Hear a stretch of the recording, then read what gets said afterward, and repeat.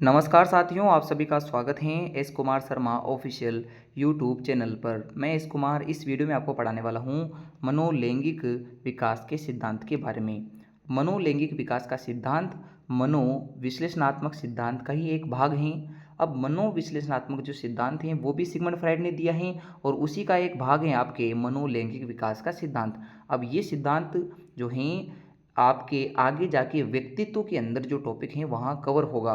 तो पूर्णतया इसे पढ़ने के लिए हमें व्यक्तित्व और आपके विकास दोनों को एक साथ पढ़ना पड़ेगा। किंतु हम ऐसा नहीं कर रहे हैं, हम मनोलैंगिक विकास के सिद्धांत के नाम से ऊपर वाले सिद्धांत को पढ़ रहे हैं और उसी सेम सिद्धांत को व्यक्तित्व में हम थोड़ा अलग रूप में पढ़ेंगे। तो हम यहाँ मनोलैंगिक विकास का सिद्धांत, जिसे हम साइकोसेक्सुअल डेवलपमेंट थ्योरी कहते हैं, वो भी सिगमंड फ्राइड ने दी है, उसको पढ़ रहे हैं। तो इस मनोलैंगिक विकास के सिद्धांत की अगर आपसे पूछे कि सिगमंड फ्राइड ने कितनी अवस्थाएं दी हैं, तो वो 5 अवस्थाएं उन्होंने दी हैं और इन 5 अवस्थाओं में इन्होंने काम शक्ति पर बल दिया है कि व्यक्ति जो हैं उस पर लिबिडो नाम की एक शक्ति काम करती है, यानी प्रभाव छोड़ती हैं। तो लिबिडो क्या है? तो लिबिडो को कहा जाता है काम वासना शक्ति, यानी काम प्रवृत्ति की शक्ति। तो लिबिडो के बारे में भी पूछा जा चुका है। आगे हम बात करते हैं कि इन 5 अवस्थाओं में बालक का विकास या बालक में यह शक्ति किस प्रकार से काम करती हैं। तो सबसे पहली अवस्था को कहा जाता है ओरल स्टेज या मुखीय अवस्था। मुखीय अवस्था में जो इस काम वासना शक्ति का केंद्र है वो मुख होता है और यह अवस्था जन्म से लेकर 1.5 वर्ष या 18 माह तक चलती है।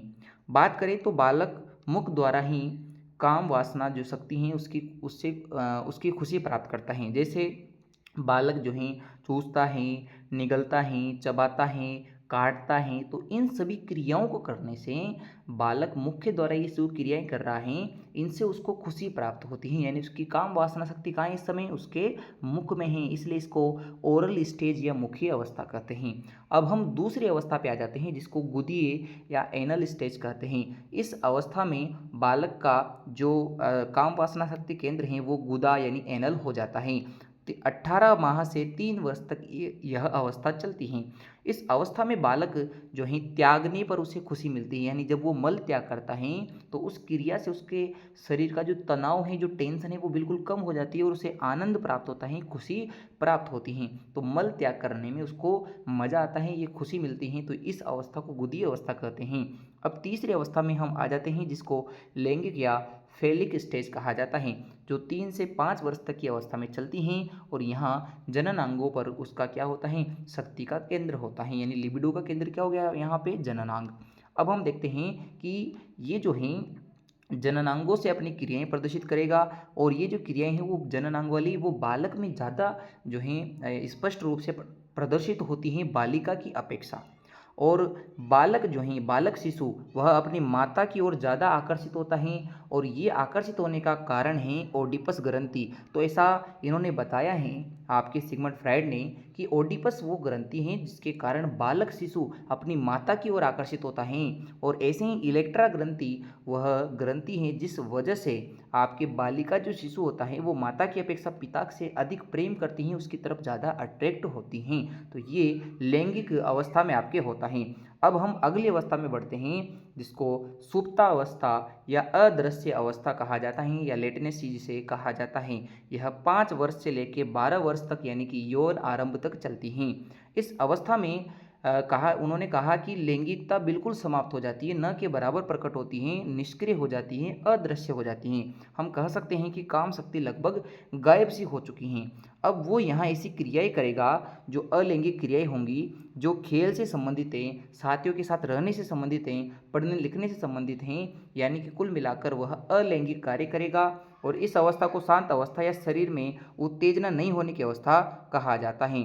और अंतिम जो अवस्था है वो है आपकी जनेंद्रिय अवस्था यानी जेनिटल स्टेज। इस अवस्था को किशोर अवस्था का काल या अंतिम अवस्था उन्होंने कहा है।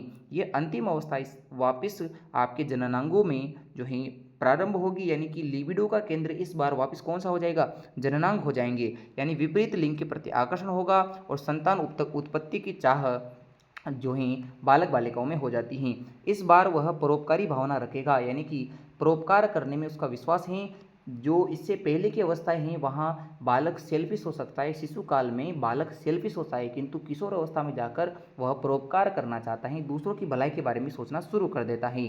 अब ये जो मनोविश्लेषणात्मक सिद्धांत हैं, इसका एक पार्ट जो व्यक्तित्व के घटक के नाम से हम आगे पढ़ेंगे, तो वो भी आपके मनोविश्लेषणात्मक सिद्धांत सिगमंड फ्रायड का व्यक्तित्व के अंदर पढ़ना है, जहाँ इन्होंने 3 घटक बताए हैं, इड जिसे हम इदम कहते हैं, ईगो जिसे हम अहम कहते हैं और सुपर ईगो जिसे हम परम अहम कहते हैं, इसके बारे में वहाँ चर्चा करेंगे। तो मैं आपको यहाँ हिंट दे देता हूँ, पढ़ाऊँगा आपको बिल्कुल वहीं स्पष्ट रूप से, क्योंकि ये वही वाला टॉपिक हैं।